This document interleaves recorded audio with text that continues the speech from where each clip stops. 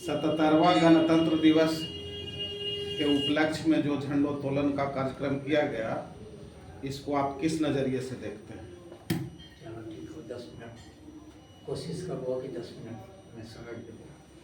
वैसे हो लगता हो तो ऐसे उंगली उठा दी।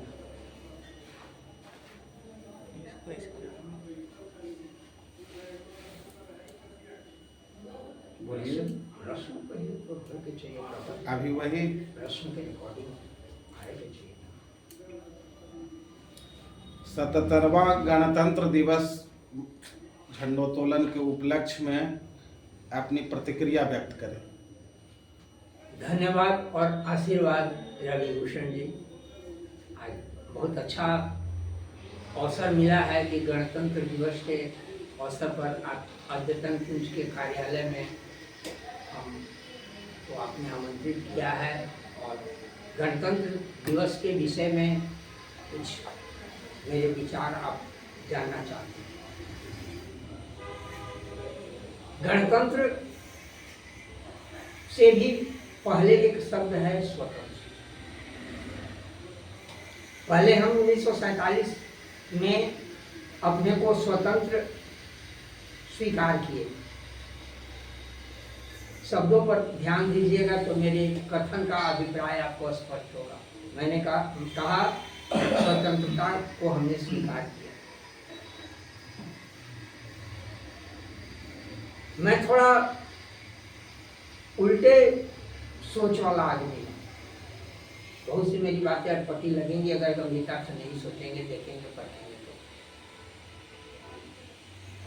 क्या ये मेरी स्वतंत्रता थी या केवल ट्रांसफर ऑफ पावर था? है अभी विषय गणतंत्र पर है। यहाँ मैंने इशारा दे दिया, एक टॉपिक छोड़ दिया चिंतन करने के लिए श्रोताओं को। बात कर रहे हैं, अब सीधे आते हैं गणतंत्र पर। 47 के बाद 1950 में हम गणतंत्र, मेरा राष्ट्र भारत गणतंत्र घोषित हुआ। वो राष्ट्र गणतंत्र घोषित हुआ जिसके दाहिने और बाएं दोनों बाजू 3 साल पहले हम काट दिए थे। कट नहीं गया था, हम काट दिए थे। और इसके बाद भी हम बिल्कुल विखंडन की स्थिति में थे, तितर बितर की स्थिति में थे। और जैसे तराजू पर मेढक तौलना कठिन होता है, उसी तरह से छोटे छोटे राजे रजवाड़ों को एकत्र करना, एक झंडे के नीचे लाना, एक मंच पर इकट्ठा करना बड़ा ही कठिन कार्य साबित हो रहा था। और वैसी विकट परिस्थिति में सरदार वल्लभ भाई पटेल को याद करना पड़ता है। एक और एकमात्र वह व्यक्ति है जो हमें आज यह दिवस मनाने का अवसर दिया है। वैसे लोग तो 5 सवारों में नाम लिखाने वाले तो हजारों लोग, सैकड़ों लोग मिल जाएंगे, लेकिन अगर नाम लेने की बात होती है तो मैं सबसे पहले सरदार वल्लभ भाई पटेल को याद करता हूँ, जिसकी कड़ी मेहनत का, संघर्ष का परिणाम है कि आज हम झंडोत्तोलन गणतंत्रता दिवस के उपलक्ष्य में मना रहे हैं। गणतंत्र में किया क्या हमने? हमें जो स्वतंत्रता मिली थी, तथाकथित स्वतंत्रता, फिर मैं कह रहा हूँ तथाकथित स्वतंत्रता, क्योंकि वह स्वतंत्रता नहीं थी। हाँ, उसको उच्छृंखलता कह सकते हैं। हमें बोलने की आज़ादी मिली, हमें गाली देने की आज़ादी मिली। हम यहाँ बैठ कर के हम प्रधानमंत्री राष्ट्रपति को भी बैठ कर गाली दे सकते हैं। मेरे यहाँ कोई ऐसा ये नहीं है, कोई व्यवस्था नहीं है। जब जिसको मन हम किसी को गाली दे सकते हैं, चाहे वो शंकराचार्य हो कि प्रधानमंत्री हो कि राष्ट्रपति हो। और बस बिल्कुल नीति हमारी न्याय व्यवस्था, जिस संविधान की शपथ लेकर के हम संसद भवन में प्रवेश करते हैं, हम पदासीन होते हैं, वो संविधान ही क्या है? मैं तो उस संविधान को ही ब्रिटिश डाइपर कहता हूँ। British diaper. Government of India rule 1935 को धो पोछ करके हमने भारतीय संविधान का दर्जा दे दिया। वास्तव में देखा जाए तो वो मेरा संविधान नहीं है। कहते हैं कि भारत का संविधान सबसे बहुनिया है, विश्व का सबसे श्रेष्ठ संविधान भारत का है। मैं तो इसको ब्रिटिश टाइटल कहता हूँ। भारतीयों पर अन्याय करने के लिए, अत्याचार करने के लिए 1935 में जो नियम लागू किया गया था, बनाया गया था गोरंडो द्वारा, उसी को छाड़ पोंछ करके हमने संविधान का दर्जा दे दिया। संविधान का स्वरूप प्रदान करने के लिए तत्कालीन महानुभावों ने बहुत श्रम किया। उसके प्रेमबल को ठीक करने के लिए जो प्रयास किया गया, संविधान की आत्मा को बचाने के लिए जो प्रयास किया गया, बहुत कठिनाई से, बहुत छल और बलपूर्वक तो नहीं कहेंगे, छल पूर्वक, कूटनीति पूर्वक संविधान का दर्जा तो दिया गया।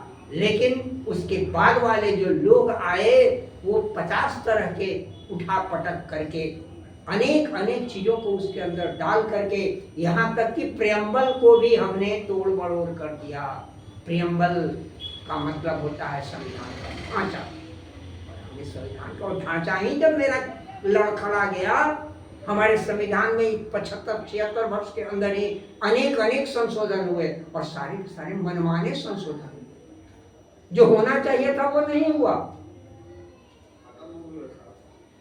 0 डिग्री के टेम्परेचर वाला ड्रेस कोड आज भी हमारे न्यायालयों में लागू है। हम काला कोट पहन करके हम न्याय व्यवस्था में, और आंखों पर पट्टी, न्याय की बेटी, न्याय की देवी, अंधी देवी क्या न्याय करेगी जिसको दिख ही नहीं रहा है। हमारी न्याय व्यवस्था, हमारी सारी व्यवस्थाएं, और ये सारा क्यों? इसलिए कि उस संविधान में बहुत सारी खिड़कियां ऐसी हैं, जहां बहुत से चोर दरवाजे से ऐसे हैं जहां से अपराधी आसानी से भाग निकलता है।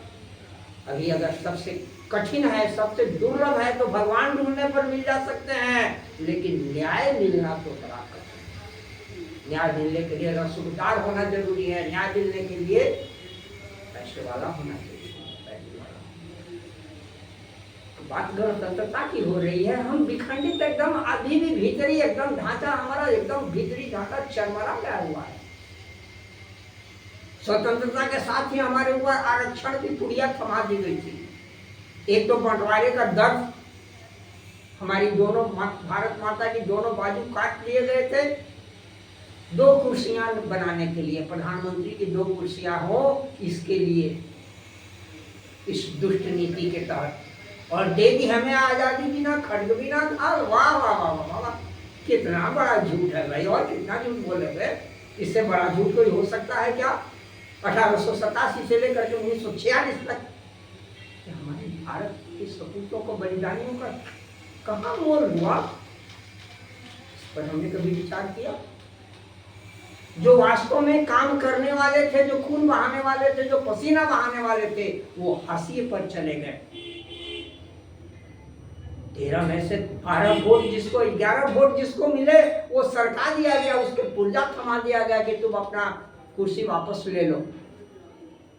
और जो 1 वोट वाला हमारे सिर पर बैठ गया,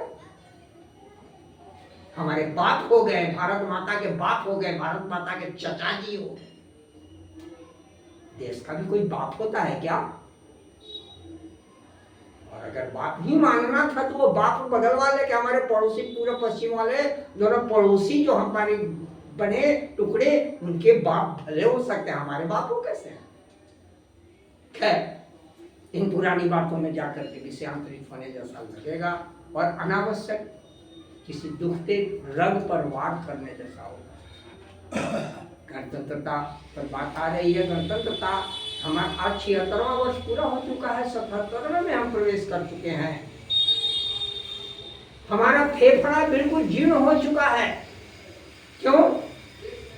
हम खुली हवा में स्वच्छ श्वसन नहीं कर सकते हैं, श्वास नहीं ले सकते हैं, इसलिए कि हमारा फेफड़ा ट्यूबरकुलोसिस बैक्टीरिया से ग्रसित हो गया है। 76 वर्ष पुराना मेरा फेफड़ा ट्यूबरकुलोसिस बैक्टीरिया। ट्यूबरकुलोसिस बैक्टीरिया क्या था? वो था आरक्षण की पुड़िया। जिस संविधान की शपथ लेते हैं, जिस संविधान की हम बात करते हैं, जो बाबा साहब अम्बेडकर का बनाया हुआ संविधान है, हमने अम्बेडकर को समझा कितना, अम्बेडकर के कितनी बातों को हमने माना। अम्बेडकर ने ये भी तो कहा था कि ये तो पहले तो ये उचित ही नहीं है, अगर लगाना ही है, आरक्षण देना ही है, तो केवल 10 वर्षों का एक प्रायोगिक ये है, और फिर हम देखें कि अगले 10 वर्षों में हमें इस आरक्षण से हमारी जनता को, हमारे राष्ट्र को क्या लाभ हुआ। लेकिन एक बार जिसको भीख की रोटी खाने की आदत पड़ जाती है, वो 76वें वर्ष में भी अभी हम उस आरक्षण की पुड़िया को खाए जा रहे हैं। खाते रहो बेटा, खाते रहो। अंग्रेजी दवाइयों की तरह की डायबिटीज हो गया है तो जीवन भर दवाई खाओ, बीपी हो गया है जीवन भर दवाई खाओ, तो वो आरक्षण जीवन भर खाते रहो और गर्जना करें कि कितना उससे लाभ हुआ है। ठीक है, आरक्षण देना ही है तो आरक्षण का की परिभाषा को बदलो, आरक्षण की प्रक्रिया को बदलो। ये नहीं हो रहा है। सेकुलरिज्म हमारे ऊपर थोप दिया गया, 4 वर्णों में बटा हुआ हमारा सनातन भारत आर्यावर्त 44,000 जातियों में बांट दिया गया अंग्रेजों में, और आज हम इन सारे जहरों को स्टिमुलेट कर रहे हैं और हम उसे योगवाही प्रयोग करके उसमें ऐसे नए नए कानून लाए जा रहे हैं जिससे कि हमारी स्वतंत्रता तो अपनी जगह पर है, हमारी गणतंत्रता को ठेस पहुंच रही है, हमारी एकता और अखंडता को ठेस पहुंच रही है। टुकड़े टुकड़े में हम बढ़ते जा रहे हैं, बढ़ते जा रहे हैं, बढ़ते जा रहे हैं, और बढ़ने के लिए नए नए मसाले भी हमें थोपे जा रहे हैं। डर से कोई मुंह पर ताला लगा करके, मुंह पर टेप चिपका करके या दरकिनार करके हट जाए, लेकिन आत्मा तो कभी नहीं स्वीकार करेगी ना सच्चाई क्या है। तो इस तरह से ये विखंडता, एक तरफ विखंडता के कार्य हो रहे हैं। अभी जस्ट अभी जो 2026 अभी कुछ दिन हुई पहले या सप्ताह भर पहले अभी जो ये नए काला कानून जो हमारे पर आया है, ये कानून क्या कह रहा है? ये कानून जो है सो काला पानी देने की स्थिति में है। जो भी वास्तव में राष्ट्र के सेवक हैं, राष्ट्र के कर्णधार हैं, ये इन सबको काला पानी देने की स्थिति है। क्या उनकी स्थिति होगी? यूजीसी नाम का कानून, एक तरफ वक्फ कानून था, वक्फ हम धोए जा रहे थे, जहां बोर्ड लगा दिया गया अब ये वक्फ की संपत्ति हो गई। उसी तरह से जब जिसको मन आए इन चीजों का प्रयोग कर लेगा, इन हथियारों का। कानून हमारे जितने भी हैं, हम अपने कायदे से, हम अपने आईपीसी सीआरपीसी को हम देखें, हमारी जो दंड संहिता है, हमारी जो न्याय संहिता है, ये सारे के सारे एकदम सड़े गले हैं। इससे कभी हमें न्याय नहीं मिल सकता है। आमूल चूल, अतः कुल मिलाकर के संक्षेप में अगर कहें तो आमूल चूल परिवर्तन की आवश्यकता है। ये सामान्य पुड़िया से करें, प्रॉपर डायलिसिस की आवश्यकता है, क्योंकि हमारा कण कण जो है सो, रक्त का कण कण जो है सो प्रदूषित हो चुका है। दूषित नहीं, प्रदूषित हो चुका है। इस पर ध्यान देने की आवश्यकता है। इन चीजों पर हम विचार करेंगे, इन काले कानूनों को हटाएंगे, संविधान पर विचार करेंगे, संविधान में आवश्यक संशोधन करेंगे। और जब इमरजेंसी लगा करके, बड़ी अच्छी बात अभी किसी बड़े व्याख्याता ने, वक्ता ने, प्रवक्ता ने कहा है कि जब इमरजेंसी लगा करके सेकुलरिज्म शब्द को जोड़ा जा सकता है, तो ऐसी इमरजेंसी लगा करके सेकुलरिज्म को हटाया क्यों नहीं जा सकता है? तो इस तरह से इन छोटी छोटी बातों पर विचार करने के लिए जरूरत है। अभी अपनी हम गणतंत्रता को बरकरार रख सकेंगे, अन्यथा तो विखंडन के बीज बोए जा रहे हैं। मैं यहाँ किसी पार्टी विशेष की बात नहीं कर रहा हूँ। पार्टी क्या, कोई ऐसी पार्टी है जिसके ऊपर हम सीने पर हाथ रख करके एकदम बिल्कुल आत्मिक रूप से प्रसन्नता पूर्वक जिस पार्टी को हम कहें कि नहीं ये अव्वल है? हिंदू राष्ट्र की बीमारी साल भर से चल रही है। हिंदू राष्ट्र को, अरे भैया हिंदू राष्ट्र घोषित कर देने से क्या हो जाएगा तुम्हारा? हिंदू राष्ट्र तो इसे 46 में 47 में घोषित हो जाना चाहिए था। जब धर्म के आधार पर हमारे देश का विभाजन हो चुका था, तो उस दिन फिर हिंदुस्तान तो हिंदुस्तान रहना चाहिए था। पाकिस्तान बन गया, हिंदुस्तान रह गया, तो फिर इसको हिंदू राष्ट्र कहने में मुझे क्या आपत्ति, क्यों शर्म आ रही थी? इन सब बिंदुओं पर विचार करने की आवश्यकता है, तभी हमारा गणतंत्र रक्षित होगा, पालित होगा, पोषित होगा, और हमें अपने राष्ट्र के विकास के लिए सोचने का, समझने का अवसर मिलेगा। अच्छा, विचार करें। मैं ये आदेश देने का अधिकारी नहीं हूँ, मैं निर्देश देने का भी अधिकारी नहीं हूँ, लेकिन मेरे ये विचार हैं। अपने विचारों को आप तक किसी माध्यम से। इसलिए जब कभी भी छोटा मंच हो कि बड़ा मंच हो, मैं तो झांकते रहता हूँ कि मंच बाइक मिलता है तो अपने मन के भड़ास को मैं निकालने का प्रयास करता हूँ। अब ये मेरा प्रलाप समझे, पागलपन समझे, मूर्खता समझे, जो भी समझे, मैं ये नहीं कर रहा हूँ कि मेरी बातों का अक्षरशः स्वीकार कर ले। मैं आदेश नहीं दे रहा हूँ, निर्देश नहीं दे रहा हूँ।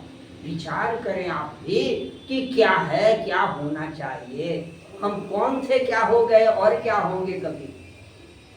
मैथिली शरण गुप्त की इन पंक्तियों को याद कीजिए। भारत भारती की रचना के समय उन्होंने इन बातों को लिखा, उन बातों पर ध्यान दीजिए। ये जाति और वर्ण और ये वो लंद फंद, हम क्यों इतने टुकड़े टुकड़े में बटे हुए हैं? हम वसुधैव कुटुंबकम सोचने वाले हैं। सर्वे भवन्तु सुखिनः, सर्वे सन्तु निरामयाः, सर्वे भद्राणि पश्यन्तु मा कश्चित् दुःख भाग भवेत् की कल्पना वाले हैं। और उसको इस तरह से टुकड़े टुकड़े में बांटने का सतत प्रयास हो रहा है। ऊपर से मलमा चढ़ा रहे हैं, सेलो टेप लगा दिए और भीतर हजारों टुकड़ों में बटा हुआ है। किस जाति की बात कर रहे हैं? किस धर्म की बात कर रहे हैं? कुछ धर्म के नाम पर लड़ा दो, किसको जाति के नाम पर लड़ा दो, यानी किसी भी तरह ये सारे के सारे ये हमारे हाथ की ये 10 उंगलियों की तरह है। ये अंगुलियां 10 होंगी, 5 उंगलियों से ही मुट्ठी बनेगा।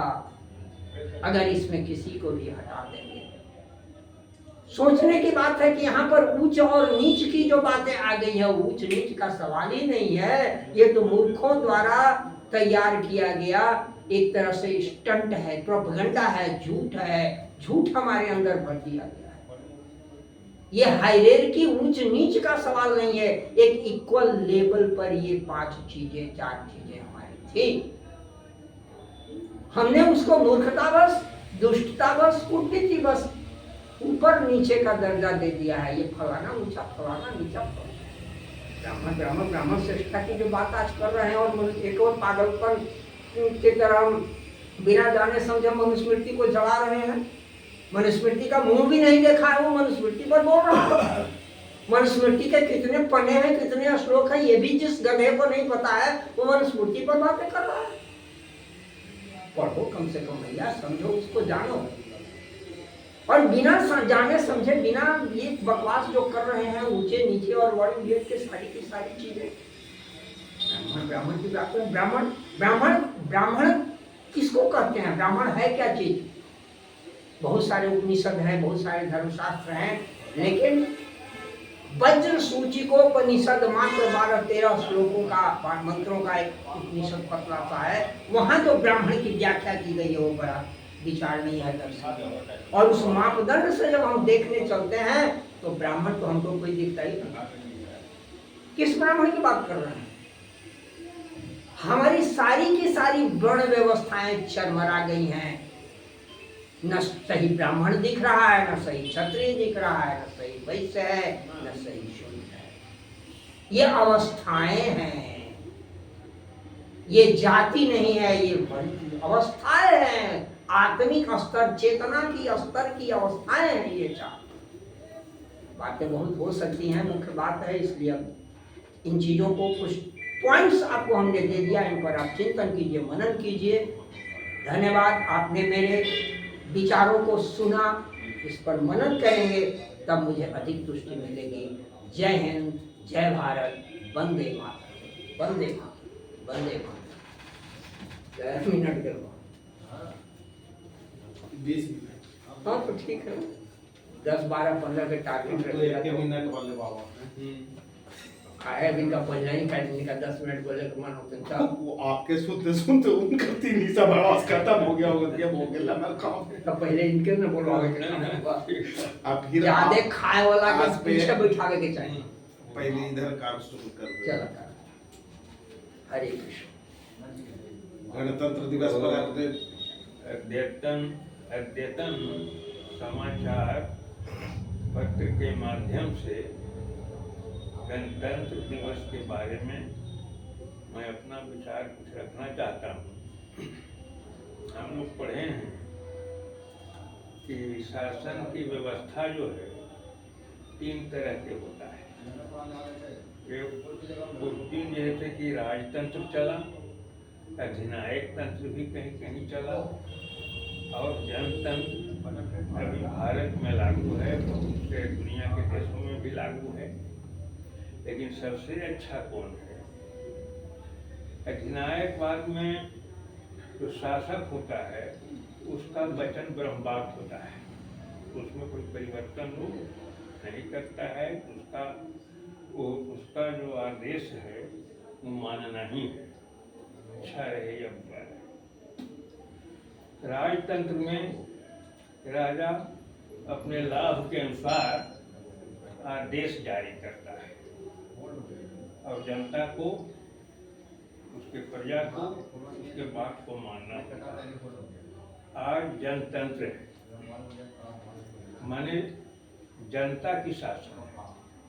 आप अपने मन से अपना प्रतिनिधि चुनते हैं, मुखिया चुनते हैं, तो जितने दिनों के लिए चुनते हैं उतना दिन तो आप उसकी बात को मानना ही पड़ेगा। अब जो संविधान बना है, संविधान के आधार पर, संविधान जो है लोगों के अधिकारों का प्रयोग, अधिकारों के प्रयोग करने का व्यवस्था दिया, या स्वतंत्रता के कहाँ तक प्रयोग कर सकते हैं, और उसके विपरीत जाने पर दंड संहिता भी है। लेकिन आज उस अधिकारों का लोग दुरुपयोग करते हैं और जब न्यायालय में जाते हैं तो अपना पैरवी और खर्चा करके फैसला अपने गलत फैसलों को भी अपने पक्ष में कर लेते हैं। तो न्याय प्रक्रिया को सही रहेगा तो किसी की मनमानी नहीं चलेगी, और जनतंत्र से बढ़िया कोई चीज़ है नहीं। और समय समय पर जो संविधान बना है उस समय का संविधान बना हुआ था, आज बहुत परिवर्तन हो रहा है, बहुत लोग पढ़ लिख रहे हैं, हर जात में जैसे कि आगे पढ़ने लिखने की छूट मिली है, मदद मिल रहा है, देश परिवर्तन हो चुका है, आज बहुत बढ़िया परिवर्तन हुआ है। और जनतंत्र से अच्छा कोई तंत्र नहीं है, और सबसे महान तंत्र हमारे देश में है। सभी को आगे बढ़ने का अधिकार है, रोक नहीं है। इस तरह से उसी के याद में जनतंत्र दिवस है, याद करते हैं कि ये चीज भंग नहीं होना चाहिए। इसी की याद में हम लोग भक्ति प्रकट करते हैं, समर्थन प्रकट करते हैं जनतंत्र के प्रति, कि बहुत ठीक है, मैंने इसका कहीं कोई विरोध नहीं, यही कहना।